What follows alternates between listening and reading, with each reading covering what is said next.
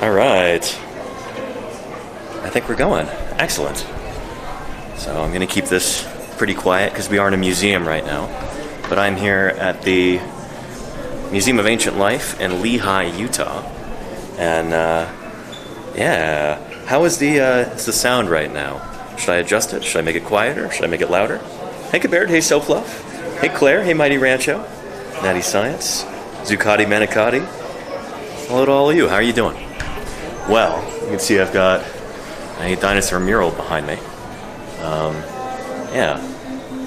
I would walk over there to show you the main entrance, but there's a big field trip group that just walked in. So, sound is good? Thank you, Hira. I appreciate that. All right, excellent.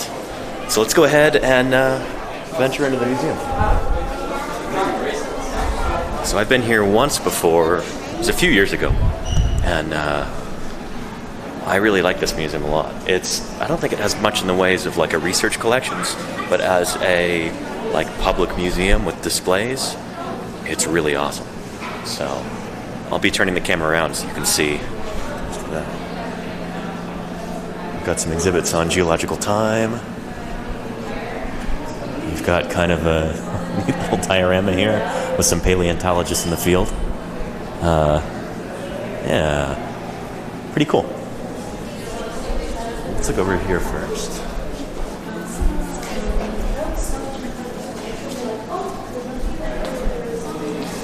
Here's some neat displays about how you actually get fossils eroding in the first place, which is kind of cool.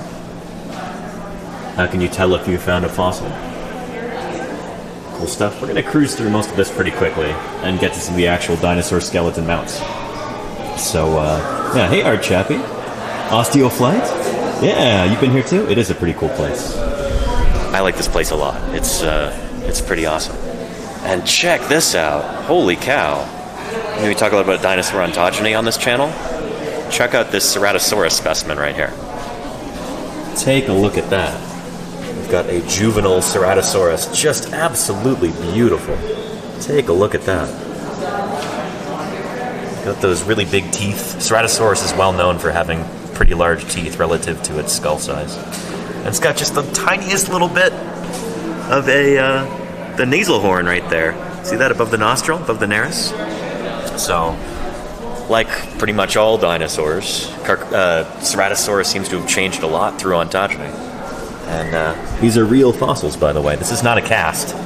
These are the real, genuine fossils from Bone Cabin Quarry up in Wyoming. Pretty cool. What's the specimen number on this? This is awfully... I don't know. I wish they would put the specimen number here. And here we've got a life-size sauropod hindlimb. Pretty cool. Take a look at the size of that femur right there. You can stand next to it to give you some sense of scale. But, yeah, pretty cool. They get significantly bigger than this, too. This is probably a Apatosaurus, I'm guessing, because it's pretty robust. This is all a cast, obviously. Remember, I've talked a little bit before about how to tell if something is a replica or the actual fossil bone. In this case, you see it's got a metal rod running through it. That means that it's a replica. You wouldn't do that to a real fossil bone. But this is a cast. It's an exact copy of the real thing. Down to pretty much every last detail. It's a pretty good cast, too. Records a lot of the surface detail there. And over here, we've got a prep lab. This is really neat. I remember the last time that I came here, they actually brought me into the lab. I guess they said hey, you look like a paleontologist. I was working on a sauropod cervical vertebra right now. Pretty neat. Very, very cool. You can see there's the anterior end, posterior end. Pretty neat. And I've talked before about how sauropods, these enormous long-necked dinosaurs, are a pain in the butt to dig up and to prep and to store and to study, and pretty much everything about them is difficult. A single sauropod bone like that, just one neck bone, can take hundreds of hours of work to prep and to study and everything else. Sauropods they're a lot. Yeah. Yeah, pretty cool. This is what we call a viewing lab. There is some actual real prep going on here. If they're removed, but this is much cleaner than most of the laboratories that I've worked in before. Paleo laboratories tend to be very dirty because you've got sandstone and mudstone dust going all over the place. There's just a lot. So, pretty cool. Sit right here so people behind me can take a seat.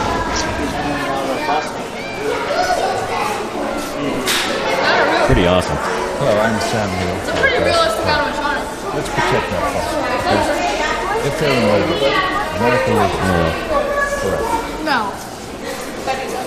So let's move on from here. It's getting a little crowded in this room. Let's take a look at this diorama with these taxidermied paleontologists.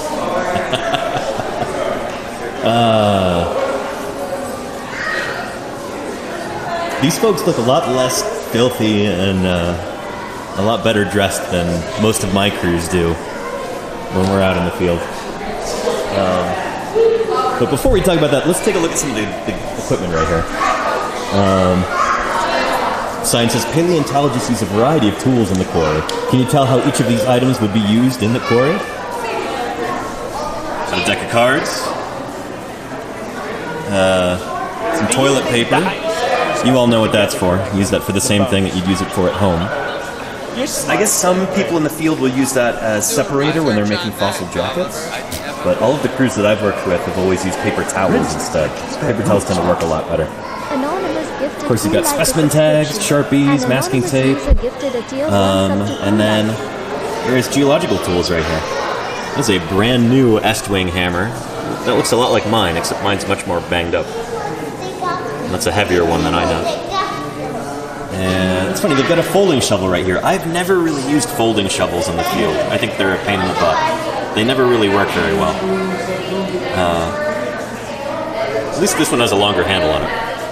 But yeah, and of course you've got accelerator for glue and cyanoacrylate right there. I haven't really used a whole lot of super glue in the field because it tends to be non-reversible. Having, the stuff actually be able to, being able to reverse glues, being able to, basically undo them is really important. Because sometimes you have to take things apart in order to put them back together again more properly. You can't really do that with super glue. Anyway. Wow, they had a bobcat there? I've never used a bobcat in the field. This guy's got a big sauropod scap right there, big scapula. That looks like a genuine fossil, too. That's probably a loose scap that somebody found somewhere. Yeah. I dress a little bit differently than this in the field. I can't wear long pants. I would die of heat stroke. But yeah.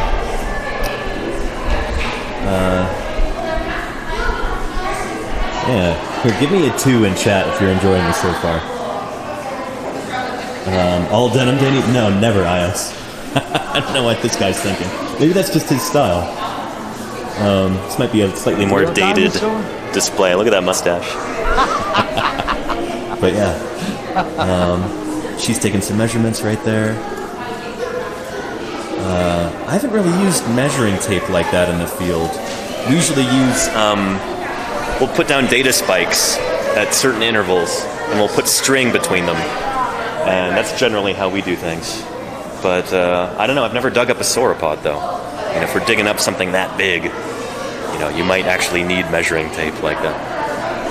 And then this guy is getting ready to start jacketing this element right here, but he has forgotten a crucial step. So what he has right there is some burlap that's wrapped in plaster of Paris. So this is what we use to make kind of the protective cocoon that you put around a fossil in order to help, preserve it, keep it from getting all banged up, keep it together while you're taking it from the field back to the laboratory. We call this process jacketing. See right there, we've got some burlap and then a plaster bucket. So yeah, you just wet the plaster, you mix it up, put the burlap into it, get it nice and soaked, and then you put it over the fossil. But he has forgotten a super crucial step. It seems like he has forgotten to put the separator on. So you need something there in between the actual fossil and the plaster-soaked burlap. And so my crews have always used damp paper towels. So usually what we do is we take some paper towels, you put it over the surface of the bone right there, and then you take a paintbrush, just a little bit of water, and you kind of dab it onto the paper towel to get it to conform to the shape of the bone. And then once you've got that done, then you can put the layers of burlap, plaster-soaked burlap onto it. Yeah. I guess it's kind of difficult to... You wouldn't be able to see the bone if you had paper towel over it there. So I guess that's an artistic decision that they've made. But, yeah. Pretty cool representation of a quarry here. A little bit cleaner than most of the quarries I've ever worked in. And they've got a generator up there. An old-fashioned generator. I've never used one like that. And then we've got another paleontologist. Taxidermy to paleontologist. He won a lot of arguments in his time. Digging up a sauropod hind limb. Beauty contest. Looks like maybe a small apatosaurus or something. Happy 5 months. It could be Diplodocus, but it looks a little robust for Diplodocus. Yeah, he's got a nice whisk broom right there. Yeah, pretty good find if you have a whole Diplodocus, or a whole sauropod hind limb like that. Yeah. And of course, these displays are about Bone Cabin Quarry, which is a really famous dinosaur quarry in Wyoming. And these apparently are some artifacts that they found around there. Pretty neat. So these are some more leisure artifacts. There are some work-related artifacts. And some necessities. That's kind of funny. Some things really have changed a lot in the field over the past 150 years. Bone Cabin Quarry was, I think it was like the 1890s. It was the heyday for Bone Cabin Quarry before its rediscovery. A whole lot hasn't really changed in terms of how we dig up dinosaurs. It's still a pretty low-tech endeavor. Yeah, we're still spending our time under the beating sun, scratching around in the dirt, swatting flies and stuff. It's, yeah. And of course, we've got vehicles with gasoline engines, and we've got GPS, and sometimes we even have satellite internet and stuff like that. But for the most part, digging up dinosaurs really hasn't changed very much since the Wild West days. Yeah. It's still as difficult as it ever was. But yeah. Laser shovels, exactly. Correct. But yeah. You want to be there so much? Oh, thanks, Izzy. It's pretty cool here. I wish it weren't so crowded today, but, that's just how it's going to go here on a Saturday. So, of course, things are going to be a little bit more busy. This place is closed tomorrow, or else I would come first thing tomorrow morning. But they're closed on Sundays, so I can't do that. 32 feet long and 14 feet high. 1,500 feet. Yeah. Oh, and this is pretty neat. I'll see if I can take a look at that and show it to you when these folks are done with it.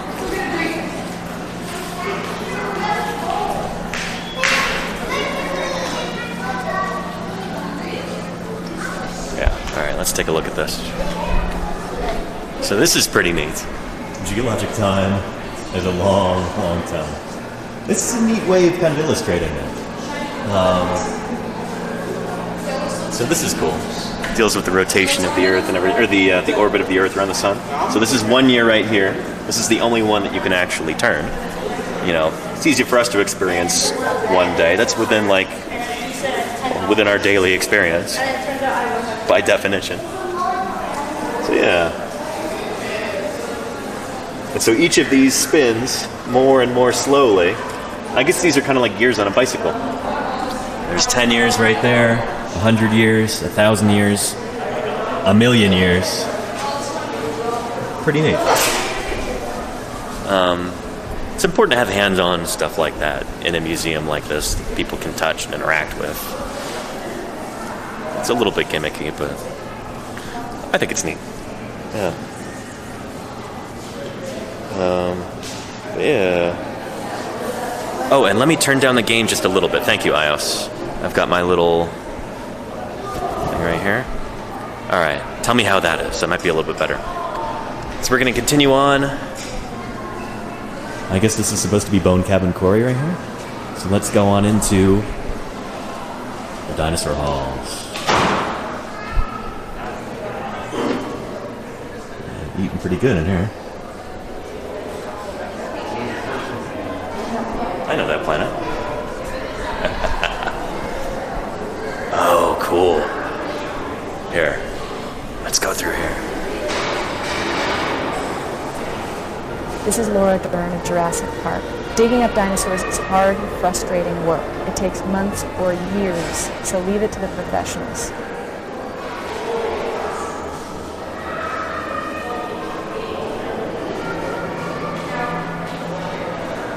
Very cool. I just want to, like, I kind of want to just go and start. All right. So I guess that's supposed to represent, like, deep time and the formation of the solar system and the formation of the Earth. And then we get into some of our earliest fossils. So we have here... Precambrian fossils. The Precambrian is by far the longest time period in Earth history.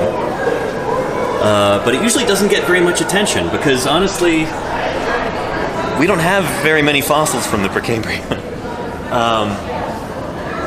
Yeah. In a typical geology book, like a big, thick geology book, textbook, like almost as big as a dictionary, there might be 10 pages, maybe 20 pages on the Precambrian, even though if you look at a geologic timescale, it is by far the very longest like span of time that you've got that we actually have fossils from. So, yeah. anyway, we've got some early life right here. Banded iron formations. 1.8 billion years old. Petrified slime balls. So this is when life was basically started off unicellular, as you might imagine. And then you have kind of primitive animals develop. Things like sea jellies. Things like, what are these called? Is it Dixonia? I forget. These are from the Ediacaran fauna, if I remember correctly. Yeah. Oh, they're called sea pens. That's what they are. All right. Oh, and over here we have some stromatolites. Stromatolites are hugely important fossils that really don't get nearly enough attention. These are really, really cool. So these are photosynthetic algae that basically form, stromatolites. It's basically like a living rock. So these are like colonial microorganisms that layer upon layer, they build and build and build until they form these structures right here. We call these stromatolites. So these used to be, call them like the dominant life form on Earth. They are still around today in a few places. If you go to Shark's Bay in Australia, they have them there. That's like a hypersaline kind of environment. It's the only place where stromatolites like this can still exist and not get munched on by snails and stuff and just completely wrecked. Yeah, stromatolites, very, very cool. If you cut them open, they've got these beautiful cross sections in between. It's really neat. Thank you for our oxygen, right? Yeah, paramedics underground. Sorry I'm not paying attention to chat as much. This is, I don't know, still learning how to kind of do the whole museum stream thing. So yeah. Oh, Charnia, un gato durmiendo? Ah, sí, Charnia, thank you. Do not cut them open. No, I'm talking about the fossils. If you cut open the fossils, you can see all the layers in between. I'm not talking about the living creatures. Yeah, this is beautiful. Take a look at that. Got some ripple marks from a shallow water environment. Probably like a lagoon or something like that. If you ever go to the beach and you see kind of like a calm, shallow water sort of spot, you will see ripple marks like this. Pretty cool stuff. Not vivisecting stromatolites. Don't do that, anybody. Don't do that. We've got a lovely mural right here.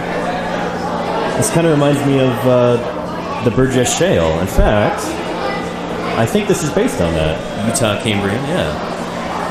So this is kind of when creatures with hard parts first show up and really kind of run riot in the oceans.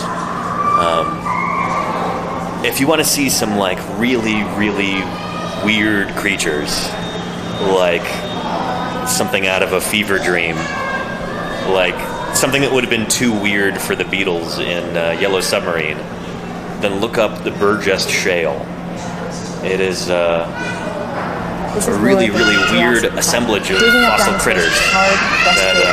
It takes months or years. Yeah, it's really, really famous. It's up in British Columbia. And it's one of our best windows into what life was like at this time. This is about 500 million years ago. So we've got trilobites and all kinds of other bizarre critters. Jessica gifted one I don't know too much about the Burgess Shale. But I do know this guy. That's Anomalocaris. This is like the largest, both the largest creature in that environment and the biggest predator.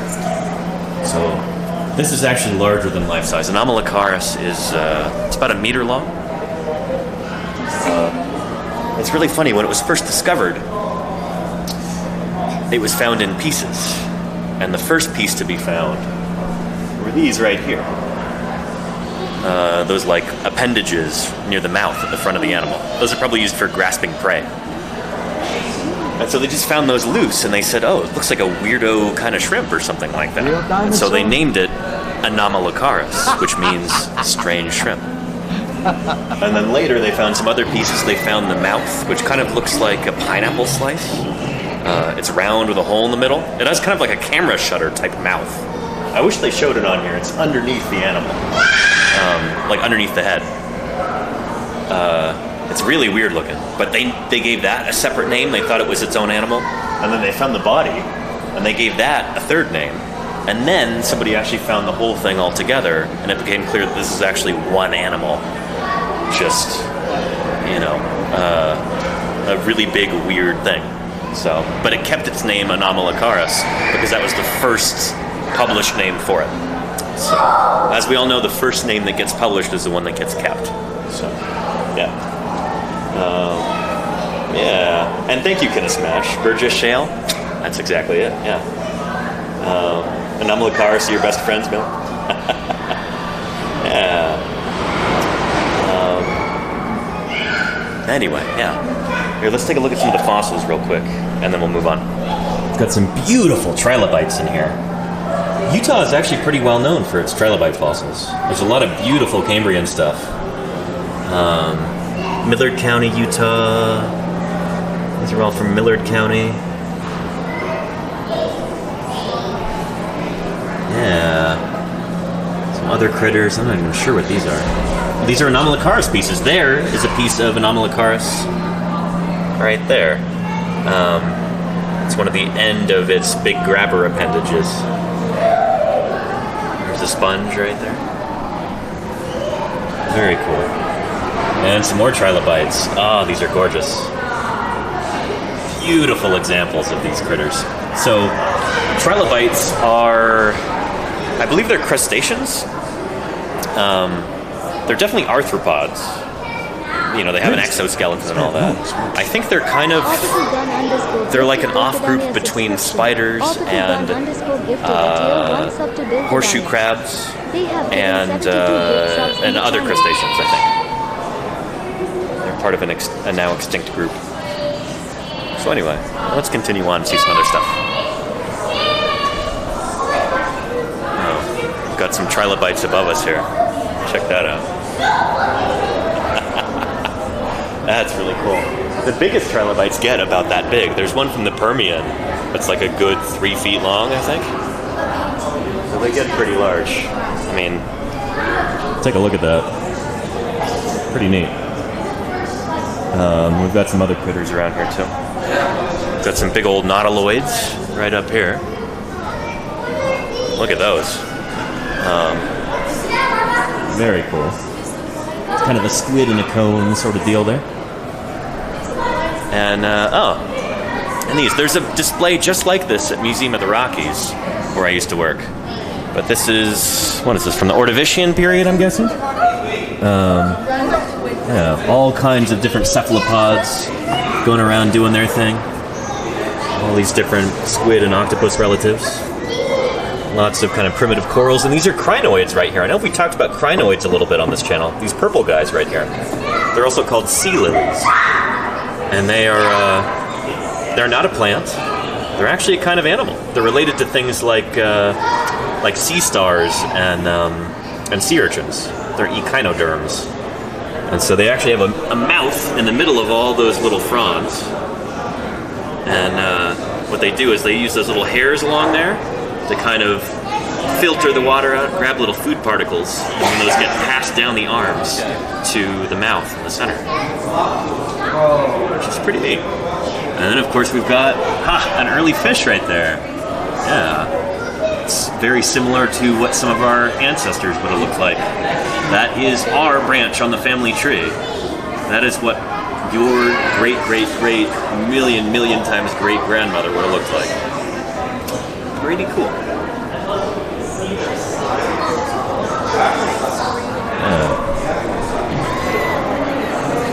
All right. Let's continue on through here. It's starting to get crowded.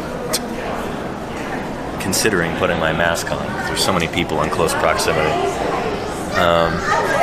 Yeah, take a look at these. Speaking of cephalopods, there's a beautiful example of one right there. I don't know if that's a proper ammonite or if ammonites show up later. That might be like just a coiled nautiloid. Take a look at that trilobite down there. Look at that spiky boy.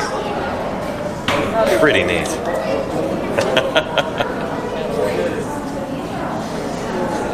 Yeah. Really awesome.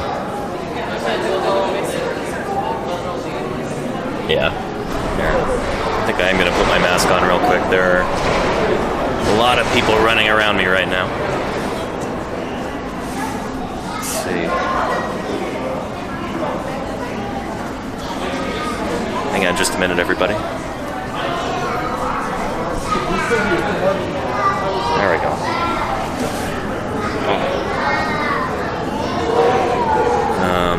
Let's set the camera down for just a second. Just like this.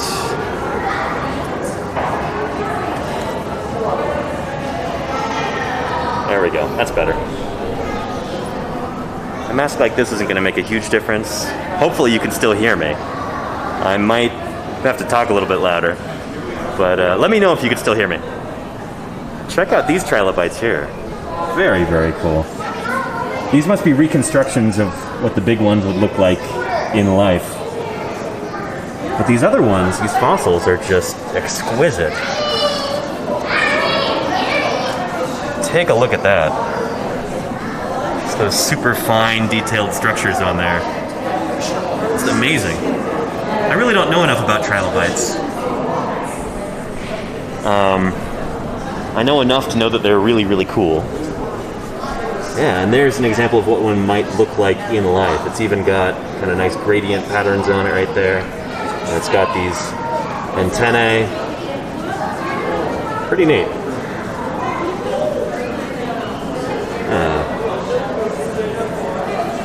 And then up here, we've got all these primitive fishes. There's a Dunkleosteus up there. We'll talk about him in a minute. But right there, does anybody know what this is? I'll give you a second to guess before I tell everybody. And tropical, trilobites are probably kind of between horseshoe crabs and spiders and other crustaceans. They're a whole unique group that are now completely extinct. Yeah. Ooh, and take a look at these. We've got some nice placodont fishes, and these almost look like Eusthenopteron, like lobe-finned fishes. These are like pretty closely related to our ancestors, actually. That's kind of our branch of the family tree that you're seeing right there during the Devonian. So Devonian, this is what, like 430 million years ago, something like that? Yeah, and then look over there. That is Dunkleosteus. You see it in the background? Giant fish painted there. So that is a giant armored fish who is also represented right up here. That is life-size, by the way. These were enormous creatures. Top predator in its ecosystem. Really, really cool. And it's chasing some smaller placodelts right there. So do you see how it almost looks like it has armor plates on its head? It's because it does.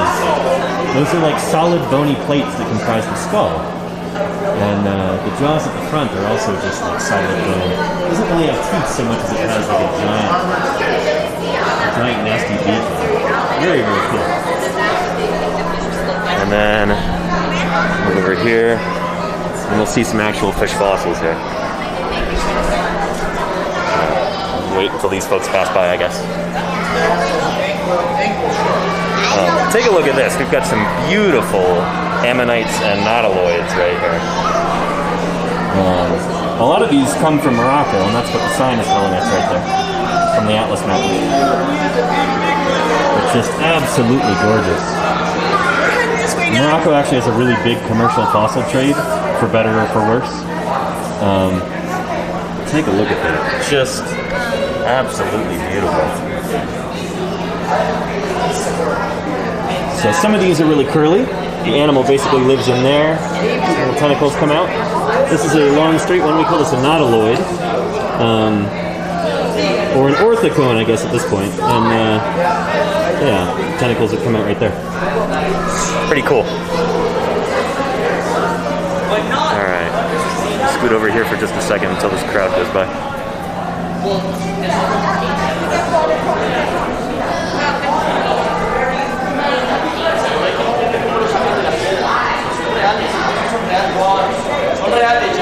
They are protrusions of the jaws, Claire, yeah. They're not like socketed teeth like we have. They're different. Yeah. The Animal Crossing fossil, there you go, man. Yeah, that coiled fossil. Ammonites, very cool. All right, let's take a look at some fishes. Very cool. There's an early elasmobranch fish, related to modern sharks. That's why it looks kind of sharky. These guys are related to modern chimeras and ratfishes. Pretty cool. He's a big, flat angel shark type dude. We'll see some of these same exact models at Museum of the Rockies in Bozeman, so I won't linger here. Well, we'll see some of the same models, I mean. But there are some actual fossils here to see, which is pretty cool. The next section, there's like a little arch behind. Yeah, neat stuff. Yeah, I know. Right there, here's some lungfishes. Very similar to the lungfishes that we have today. And actually, these fishes are more closely related to you and me than they are to that parrotfish right there with the white scales.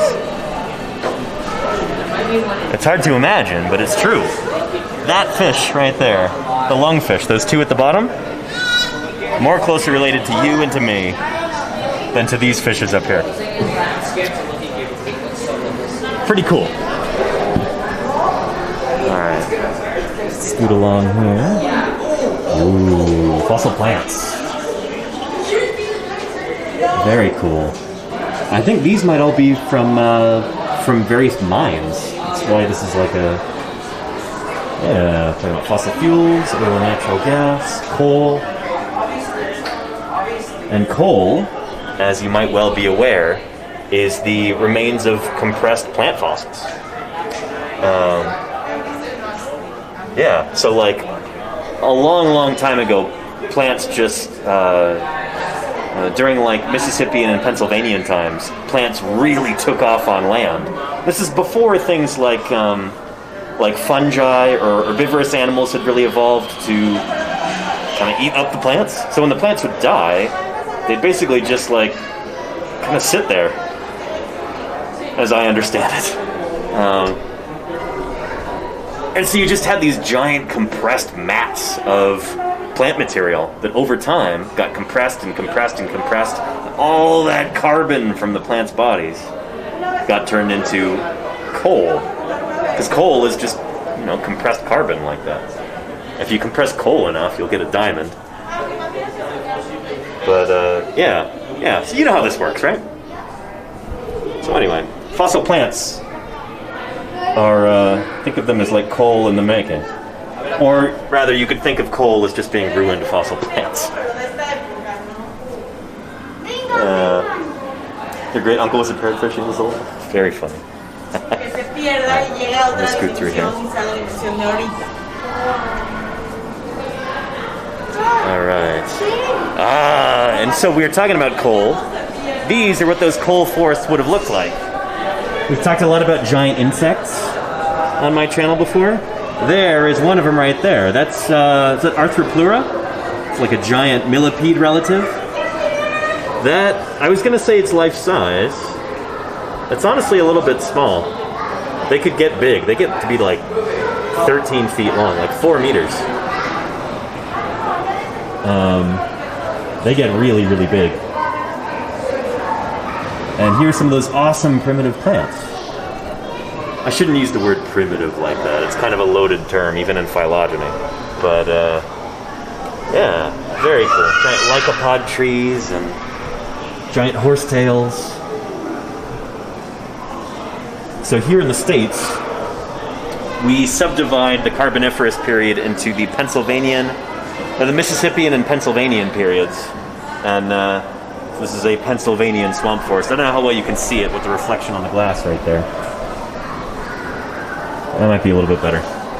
But check out the size of that millipede right there. Arthropleura. Very cool. Yeah. And Paleo Mike 716, hey! Welcome to Paleontologizing. Is it your first time here? It's great to have you. Yeah. Yeah, better on the other side? Okay, tropical, thanks. Take a look. We might even... Nope, not on that side. This is Laura during Jurassic Park. Digging up dinosaurs is hard, frustrating work. It takes months or years. Super leave it cool. to the professionals. And that down there, that is not a snake. That is some kind of really primitive amphibian. I forget what it's called. It might be like Leherpeton or something like that. But yeah, and we're getting these, of course, giant arthropods. Here's a big old winged insect right there. But some of them got truly enormous. Check out that dragonfly back there. That's like almost, I'd say that's probably about 19 inches across from wingtip to wingtip. And because plants were really going nuts at the time, just producing all of this oxygen, the oxygen pressure in the atmosphere used to be much, much higher during this time. That's why you could get giant arthropods like this. Later on, I'm not sure why oxygen levels dropped. It may have been that they were like worldwide forest fires or something like that. The thing is, when you really increase the oxygen levels, fires can burn a lot more intensely. And so, basically the oxygen levels may have gotten high enough to the point where it just hit a critical mass. And then, then it all basically went up in flames. I'm not sure what the current thinking is on that, but that's the story that I've heard in the past. Yeah. And here, Carboniferous plants. This is like a horsetail. We have these today. Genus Equisetum. That is a different one. That's from right here, Lehi, Utah. That's incredible. Very cool. Yeah. I've got some horsetails at home that look just like this. They are still around today. Very primitive plants. They don't have roots, they have rhizomes instead, and that's how they spread. Little kind of hair-like filaments spread out, and if you're not careful, like you plant them somewhere in your yard, or you put them in a planter box that has some holes in the bottom, they will spread out from there and just go everywhere. So yeah. Yeah. Oh, and someone asked why named as states? That's a good question. A lot of geologic names like that they're named after places. So like the Cambrian that we were looking at earlier, that's named after kind of an antiquated term for Wales in the UK, the country of Wales in the United Kingdom. Cambria is what it used to be called, apparently. The Jurassic period is named after the Jura Mountains in Europe. Cretaceous it's not named after Crete. I think it just means chalky. That might be an exception though. The Trias are named after like a sequence of 3 rocks found in Germany. So these names go way back to the 1800s, and yeah, but we've kept them because they're useful, you know. They go into wide use, and it's hard to get rid of them after a while. Sometimes they get revised. Happens sometimes.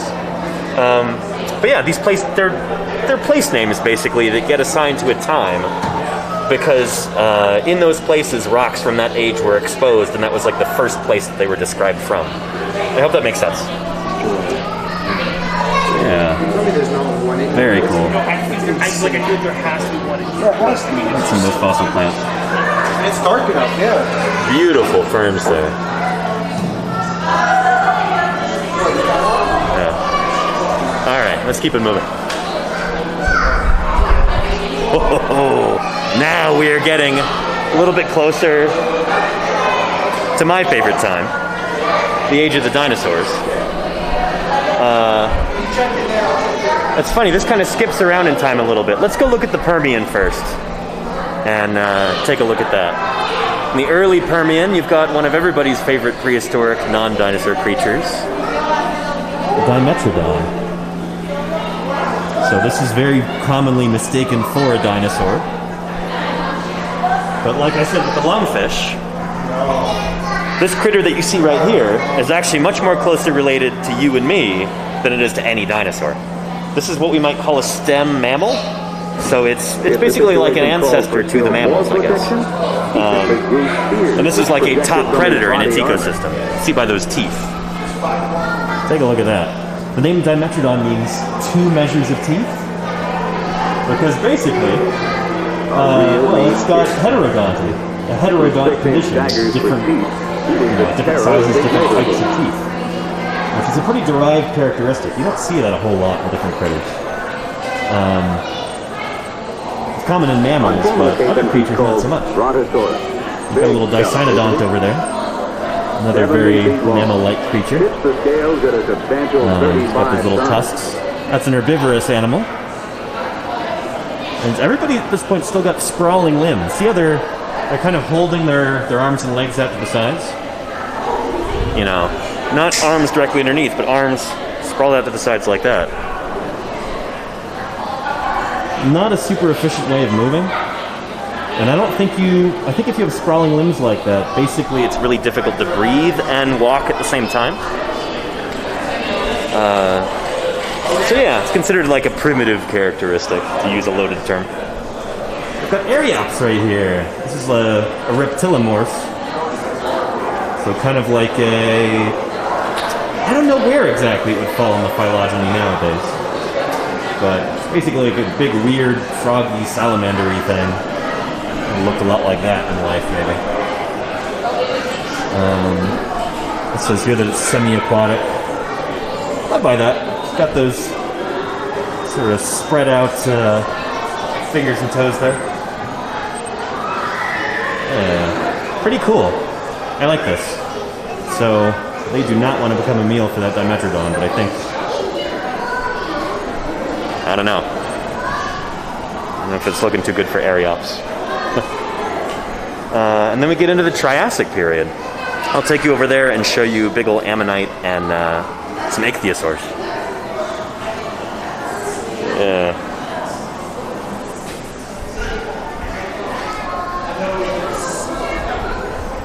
All right. So somebody was talking about how ammonite was critter from Animal Crossing, I guess. There's one right there, portrayed as if it were a living animal, complete with all the soft bits. Pretty cool. And they get that big, so there, for scale, put me in the shot like that. They get really, really large. They actually get about twice as big as that. There's one that I've seen, a specimen from Germany, I think. It's about 2 meters across, if I remember correctly. It's huge. But yeah, they get really big in the Triassic. And there's an ichthyosaur swimming around over there.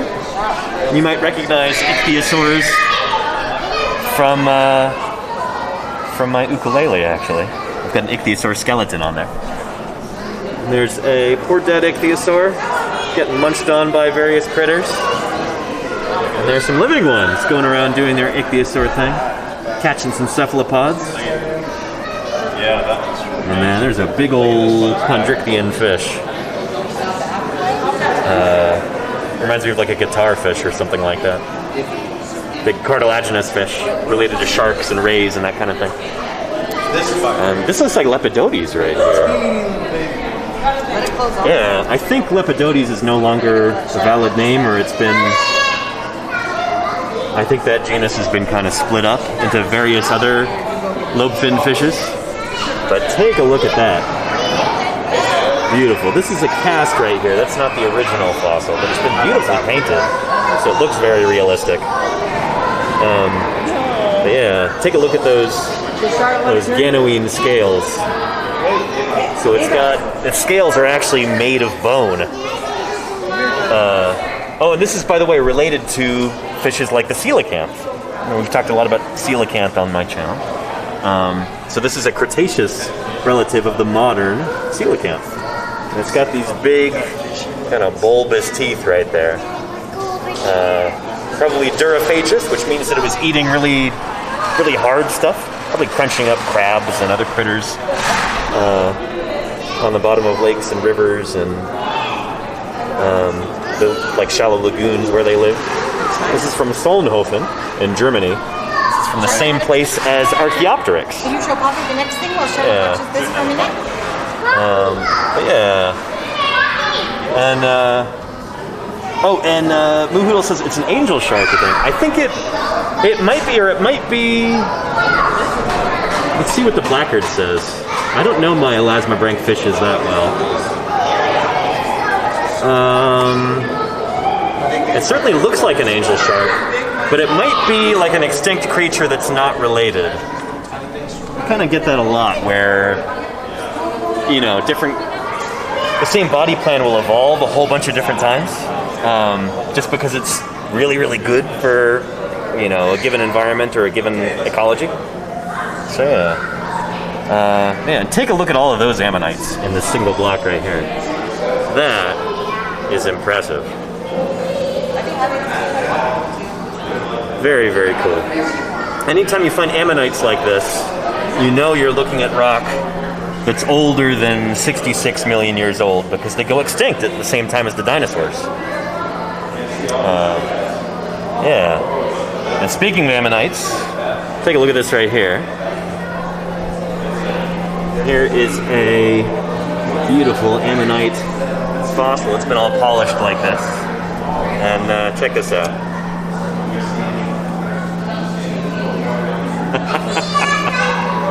Pretty neat. You can see all the chambers inside.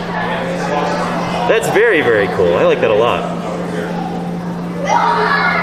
So ammonites like this, well, ammonites, they have all of these chambers inside of their shells, and as they grow, they would grow new chambers, and they kind of move to a bigger one. You know, it might be once a year, it might be every few months. I don't know how quickly it happens, but basically as the animal is growing, it's kind of like building a new apartment for itself and moving into it all the time, which is really cool, I think. Look at that, we've got beautiful Ophthalmosaurus right there. It's ichthyosaur. You might recognize something in the name there, Ophthalmosaurus. It's like ophthalmology, like eyes. This critter is famous for having really big eyes. So take a look at that. You can see the sclerotic ossicles inside, which is kind of the bony ring that's inside of the eye there. Very cool. And those flippers, see like all those flat-looking bones right there? Those are finger bones. Those are the same bones that you have in your fingers. But in these animals, they've been squashed down, you know, through evolution to make kind of a nifty little paddle. That's probably not the main propulsory organ for this animal. They probably used those paddles mostly for steering. It was the tail that they used for propulsion. And right here, you see how there's kind of a kink in the tail and it goes down? That would be the bottom part of the fluke. And the top part of the fluke, just like on, say, a swordfish's tail, where it's got a fluke up and a fluke down, the top part of the fluke was all flesh. There's no bone in there. The bottom part of the tail is where the bone is. And so if you look at really early reconstructions of ichthyosaurs, it's kind of funny because they just show them having a really long, snaky tail. They didn't realize that there's something much more interesting going on there. And so it took the discovery of ichthyosaurs with soft tissue preserved to actually show that these creatures had like a big proper fluke on their tail, just like a fish.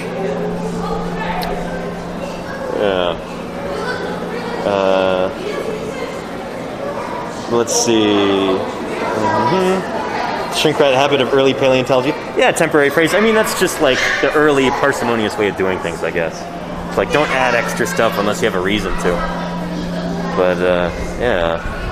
Alright, next we're going to get into the creatures that I actually study. What we all came here for. Dinosaurs. So, queue up right here. There we go. Very cool. Check this out. We've got some of our favorite early dinosaurs. Herrerasaurus up here, and Eoraptor down there. So I know I've talked a lot on this channel before about how dinosaurs do not start off big. They actually start off pretty small. In like the, you know, late Triassic, excuse me, when we have our earliest record of dinosaurs, our earliest good record of dinosaurs anyway. They start off about this size. This is Eoraptor right here. It's not a big animal. It really isn't. You know, I've got that Eoraptor skull that I always show you, that I printed out. And, yeah. I actually printed mine slightly too big, I'm realizing, if this is a cast of the original. Take a look at that. Very, very cool. These tiny little forelimbs. Little shoulder girdle there. Really primitive looking hips. Those are funky looking. Weird. And yeah. Oh, Eoraptor. One of the earliest dinosaurs that we know about. Someday we will find ones that are earlier, but for the time being, this is the earliest that we've got. And then Herrerasaurus is from a little bit later. And it gets a little bit bigger. Certainly probably big enough to eat most of the people watching in chat right now. But yeah. So the earliest dinosaurs that we have are fairly small. They walk on two legs, and they're carnivorous. So herbivory in dinosaurs is something that evolves multiple times, but it's kind of a derived characteristic. The primitive condition for dinosaurs is carnivory. And let's look at the Plateosaurus skull real quick before we move on. Take a look at that. So this is an early sauropodomorph dinosaur. These guys got really big. That skull is not the biggest Plateosaurus skull I've ever seen. They get significantly bigger than that. But yeah, they've got these very simple peg-like teeth for cropping vegetation. Pretty cool. So Plateosaurus is from the early Jurassic, like tens of millions of years after Eoraptor and Herrerasaurus. It sort of takes dinosaurs a while to get really big, it seems. But boy, do they get really big. And I will show you that in this hall here. Let's see. Oh, but first, let's take a look at some of these little guys. These are, I don't even know what to call them. The display probably calls them Ophnelia, but they're these little herbivorous dinosaurs, little beaky ornithopods. And they're from the Morrison Formation of Utah, Colorado, Wyoming, and they're pretty nifty. I don't think we understand enough about these guys' ontogeny yet, though. Like, how they actually change as they grow and mature. Because there have been, I don't know how many small ornithopods named from the Morrison. We've got Ophnelia, Nanosaurus, Drinker, Dryosaurus, Camptosaurus. There's some other ones that I'm like not even thinking of right now. I'm guessing at least some of these are going to be synonyms of one another. You know, it's the same animal that's been named twice because, you know, a juvenile looks different from an adult, and then everybody thinks, oh, it must be a new species or even a new genus. So I'm guessing these guys are going to see some consolidation in the near-ish future. If we get anybody working on them, these guys are not. I don't know. Some people don't seem to think they're the most charismatic of dinosaurs, so they don't get a whole lot of study. Small ornithopods like this. And their taxonomy is still kind of a mess, as I understand it. Yeah. And let's take a look over here at some actual fossil bones. Very cool. These are from Taenicolagrius, which is a small theropod. Small theropods are kind of underrepresented in the Morrison Formation. So this is really cool to be able to see this. There's some cranial material right there, the skull. That is really special. There's the skull over there. Most of it's missing. You can see some teeth, like a lacrimal, denary, angular, surangulars, a few bones in there. Nasals. Very cool. Take a look at those claws. Kind of remind me of ornithomimosaur claws, but they're much more flat. That's so weird that they're that flat. They're just squished this way. I don't know what's going on there. Yeah, and there's a photo behind of the crew actually digging it up. Pretty cool. Very neat. Anyway, and here's a fleshed out model of this animal. It's a little dragon-y looking, going after a small ornithopod. Check that out. Some speculative spikes on it, kind of like an iguana. So nowadays, I wonder how long ago this model was made. Because nowadays you'd put feathers all over the big toothy guy. It's a theropod dinosaur. And so it should have feathers as far as we know. Most of these guys seem to have had feathers. But yeah. They do look like cat claws, huh, Tropical? So I'll try and pay more attention to chat. But take a look at that. Very scaly skin texture. It's nifty. The tail's probably a little too flexible there. Theropod tails are mostly pretty rigid, in my experience. Yeah, very cool. And there you've got a skeleton of Taenicolagrius right there. I've never actually heard that name pronounced before, so if I'm saying it wrong, excuse me. But, yeah. This is a reconstruction, obviously. I see some whispers of Deinonychus in there. Very Deinonychus-like reconstruction of the skeleton. And there's one over there chasing some of these little Ophnelia. See that? Yeah. Very cool. And then what's this right here? Ooh. Is this Camptosaurus? Looks like some big ornithopod claws, maybe. Looks like a very ornithopod kind of foot right there. I think this is probably from Camptosaurus. Let's take a look. But yeah, you've got three-toed foot right there, big old chunky metatarsals. Got some caudal vertebrae in the tail, some dorsal verts. There's a tib and fib right there. Tibia, and the little spindly one on the other side is the fibula. Backbones, back vertebrae, dorsals. Yeah, Camptosaurus. So this is basically, it's another beaky plant-eating dinosaur, ornithopod, a lot like the little Achnellia over there. But Camptosaurus got significantly bigger and significantly chonkier.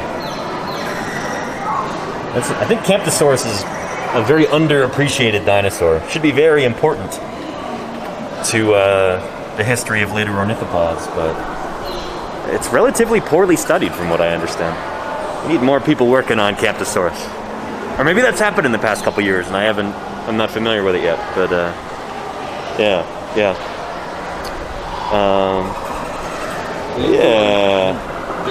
And Badani says, how is it known that some dinosaurs had those spiky spines? Presumably not all of them made from bone.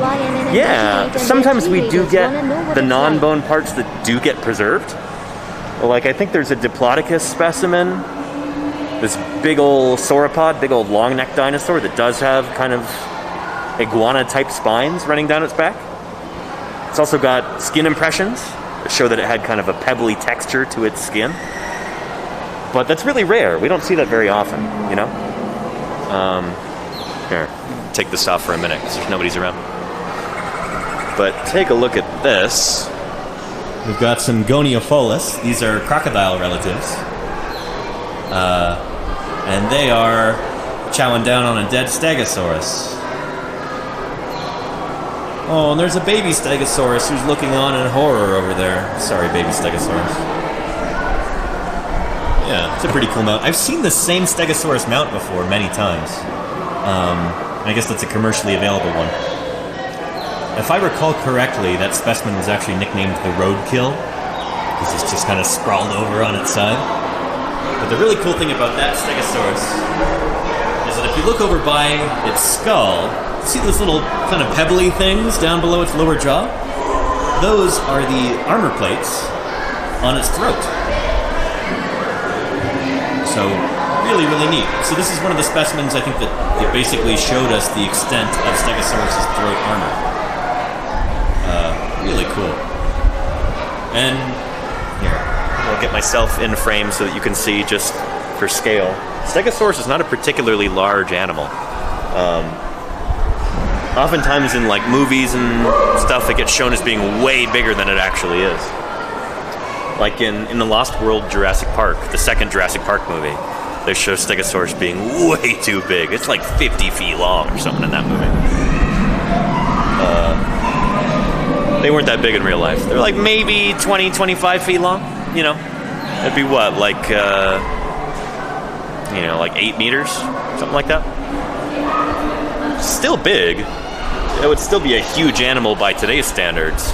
But by the standards of the creatures it lived with, like this critter behind me right here, it's not nearly as big as that.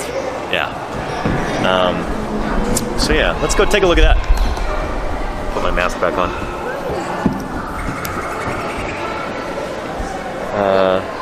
But before we do that huge critter, let's take a look at some of these elements there. Oh, got a Camptosaurus forelimb. Very cool. I have a cast of a Camptosaurus forelimb. All the elements kind of stuck together at home in my office. I don't know if I've ever shown that on screen before. But yeah, so the same, that ornithopod that's getting kind of big and chonky over there, that's this animal's forelimb. So let's compare its forelimb to its hind limb real quick. That's its hand right there. Its forelimb. So compare that to my hand. And then let's look at its foot over here. I don't know if this is from the same individual, but I'm just giving you a sense for how robust the toes are compared to the fingers. This is an animal that walked mostly on its hind limbs. It clearly bore most of its weight on its hind limbs. Even if it walked on all fours sometimes, most of the weight is being carried on its hind limbs for sure. That's really its center of gravity. Alright. And here's Ceratosaurus.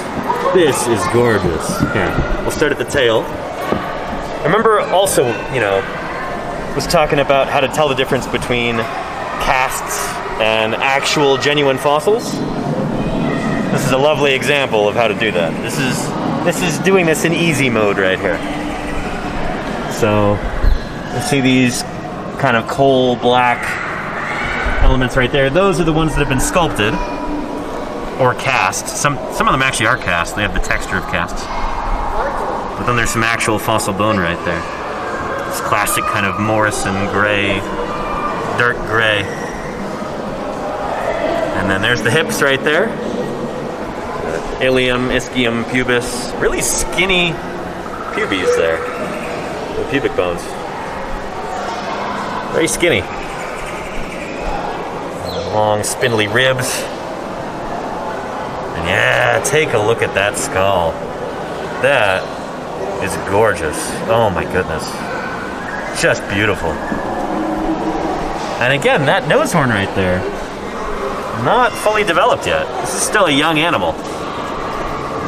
And that's probably what that evolved for. That's probably the purpose of that nose horn, is to denote when an animal is still young or, you know, when it's fully mature.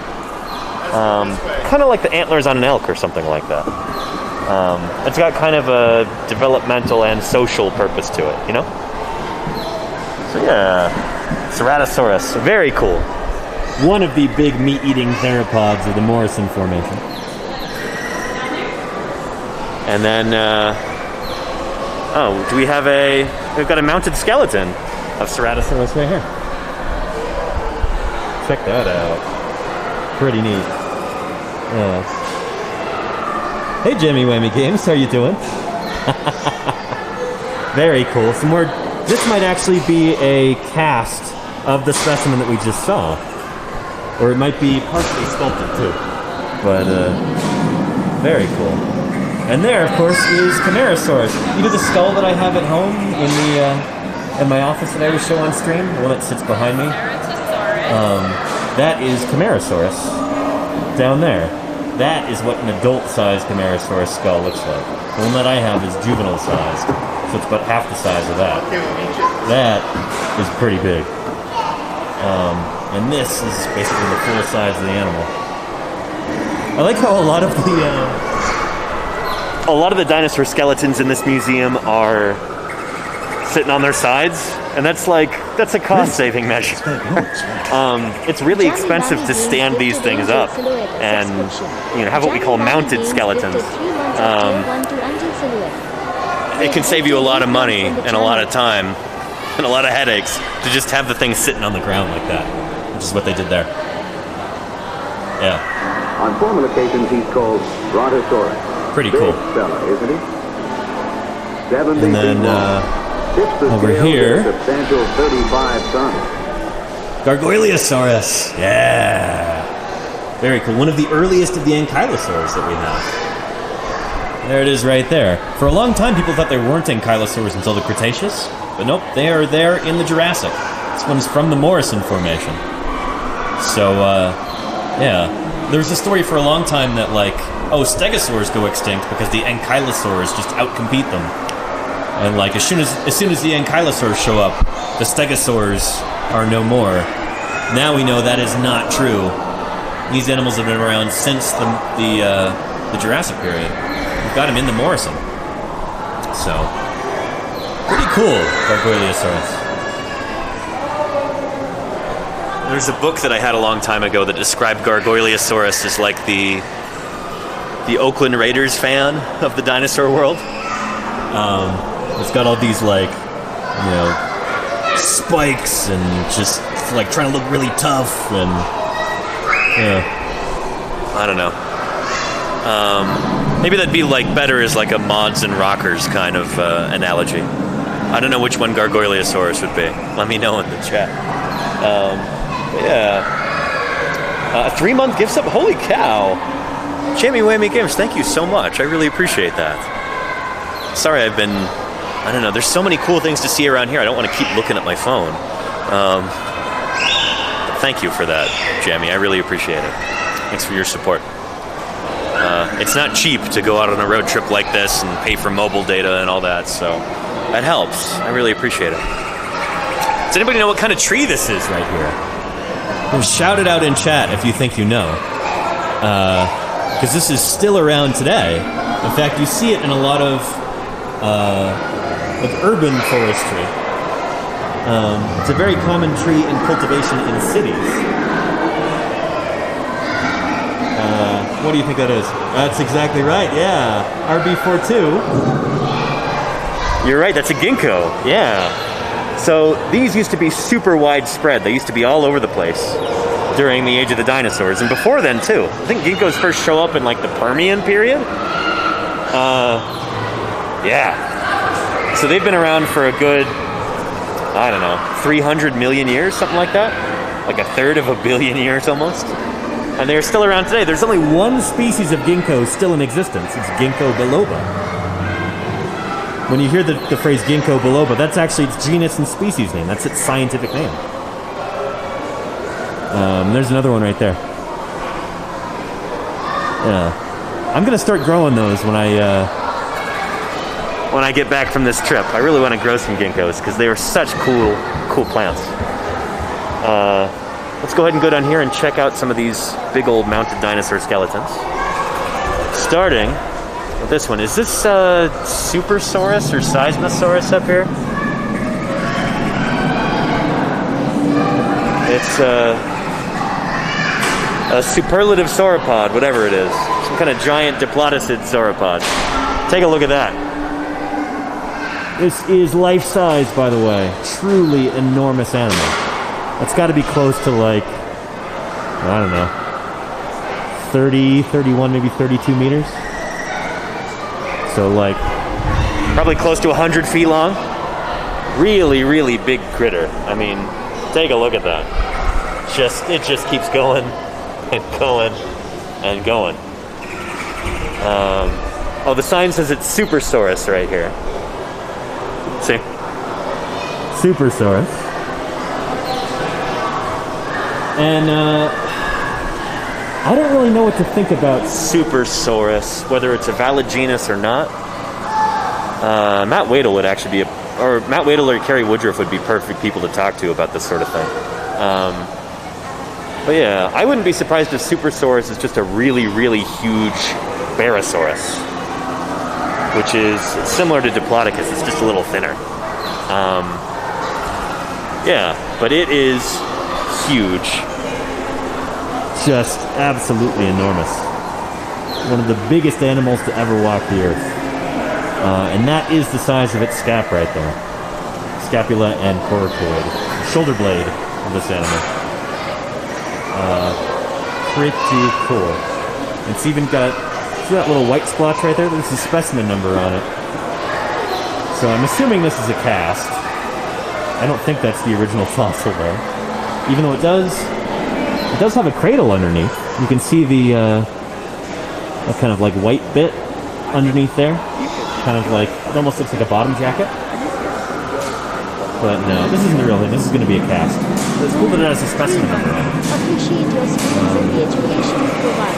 Keep up the good work, Daniel. Wait, but the sign says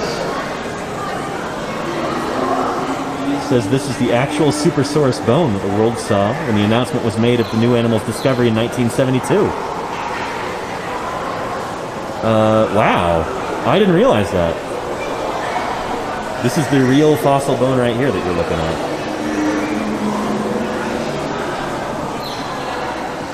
Wow. I wouldn't think that they would just have that out on display like this, but apparently they do. That's a big deal. You're looking at the shoulder blade of one of the world's largest dinosaurs right here. The actual bone. Very, very cool. That's really neat. I wonder if this is one of the ones that Jim Jensen found. Probably is. But yeah. Enormous animal. I mean, take a look at that. And there's that scap right there. There's where it fits onto the animal. Really impressive.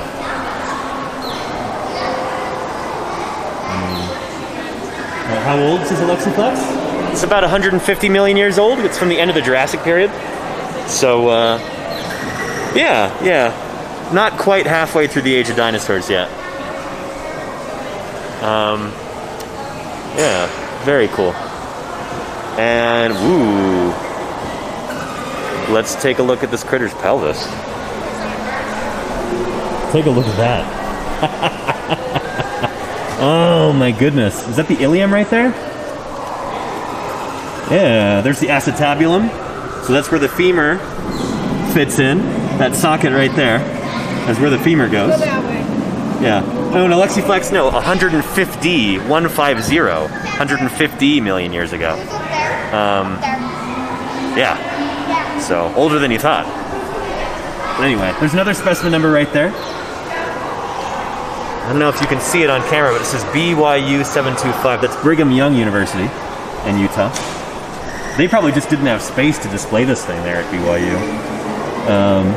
So here it is. That's so cool because now people get to see it. And check this out. Remember when I was talking about how it's really difficult to mount dinosaur skeletons and how sauropods are such a pain in the butt to dig up and to prep and to study and to store? Look at this like custom metal rig that had to be fabricated in order to support this thing and display it.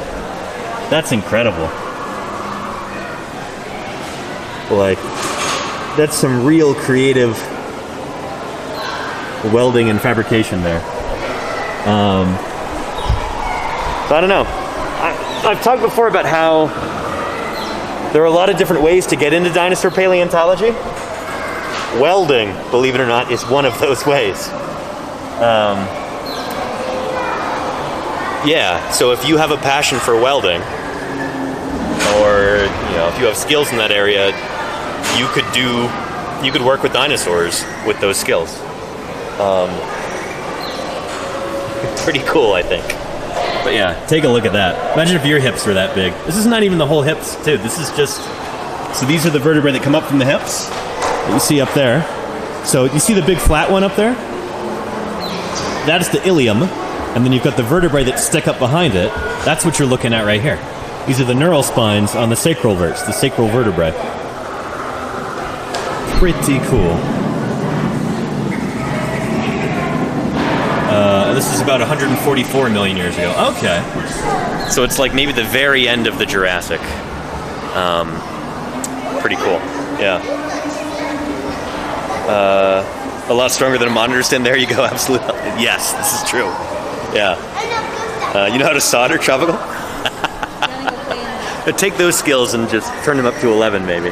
And we'll get there. Oh, before we check out this beautiful Stegosaurus behind me, let's talk about Allosaurus ontogeny a little bit.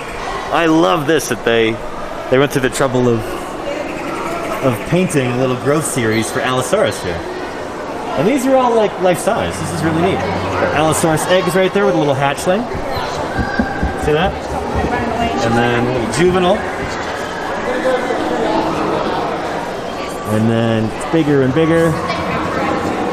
Very cool. Here's a juvenile Allosaurus skeleton right here. That's gorgeous. I've never done any real work, like field work, in the Morrison or in any like Jurassic Age sediments. I'm very much a Cretaceous guy. So it's really cool to see this sort of thing. Yeah, I don't have a lot of experience with Jurassic fossils, but very neat. Juvenile dinosaurs are so important. They can tell us so much about these animals' biology. And then you have Stegosaurus right here. I was talking about how Stegosaurus is not that big. Here's an example. The sign calls it Hesperosaurus. It should be Hesperosaurus. I think that's misspelled. Somebody check on that for me. I don't know what's going on with that illustration. But, yeah. I think Stegosaurus is another one of those animals that needs some serious study because, I don't know, it's just, I'm not really sure what to think about what's going on with Stegosaurus and Hesperosaurus and Stegosaurus stenops, Stegosaurus sulcatus, Stegosaurus ungulatus. Like, the whole thing's just kind of a mess. So it's, I don't know. This is a dinosaur that needs some serious taxonomic love. Somebody should really try and tackle this critter and figure out what's going on with it as it grows and changes and evolves throughout the Morrison Formation, and yeah. Is there geographic variation between these different morphotypes? Is it ontogenetic? Is it stratigraphic? You know, is it sexually dimorphic? I doubt it, but we should at least rule that out, you know? Yeah. And check this out. Wow. So I know I'm face to face with a thagomizer right there. Thagomizer. Thagomizer. That's the term for this array of spines on the end of a stegosaurus tail, or any stegosaurus tail, I suppose. But yeah, pretty cool. And here are some actual stegosaurus spines. Very neat. The huge stegosaurus spike on the right is likely the largest known, so says the sign. That is bigger than any stegosaurus spine I've ever seen. Holy cow. That's enormous. It almost reminds me of like the shoulder spike on Kentrosaurus. Very cool. So yeah, seems to be a defensive weapon. The plates on a stegosaurus back are almost certainly for display. That's why they've got, see that kind of like rough texture on them? They've got kind of like, look at that one there, right above the hips. It's got these kind of like rivulets running up and down it. This is what we call nutrient grooves.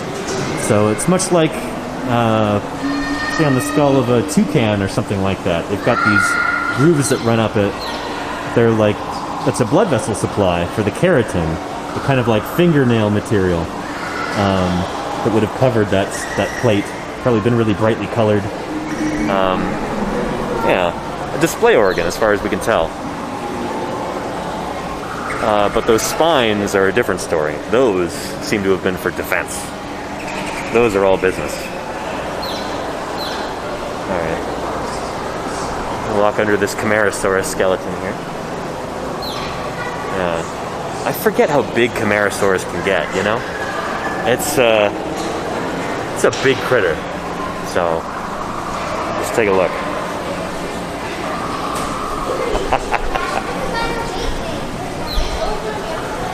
Very cool. Take a look at that. Really awesome. Oh, man.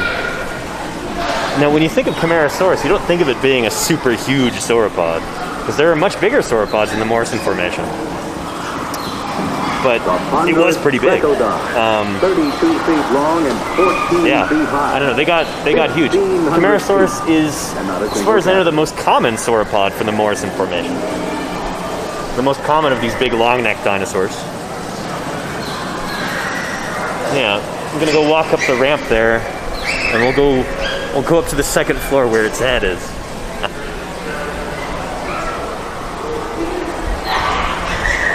Real dinosaur?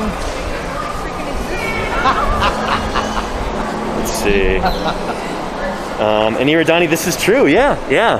I think it was Kenneth Carpenter, the paleontologist here in Utah, who first used the term thagomizer. He saw the Gary Larson cartoon and he decided to just use it in a scientific paper, and it kind of caught on. There's a flock of pterosaurs above us here. Very cool. Little rhamphorhynchid pterosaurs. And then... Oh wait, did I say Camarasaurus? This is a Brachiosaurus. Okay, that's why it's so big. I couldn't see the skull properly. Check that out. Like Camarasaurus, is also a macronarian sauropod. So it's got that big boxy skull with the nares way up there above the orbits. The nostril is that big hole on this side. That is the nostril. And then that little one in between, the little one in the middle, is the antorbital fenestra. The one above that is the eye socket, the orbit. Check that out.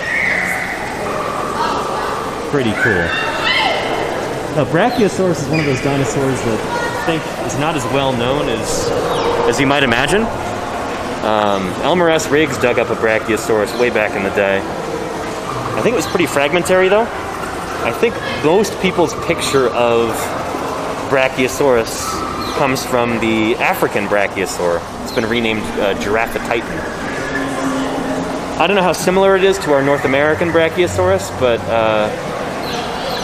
yeah, it's there's a lot of stuff that needs clearing up there, I guess. But very, very cool animal. Yeah, this is way bigger than Camarasaurus. That it makes a lot more sense now.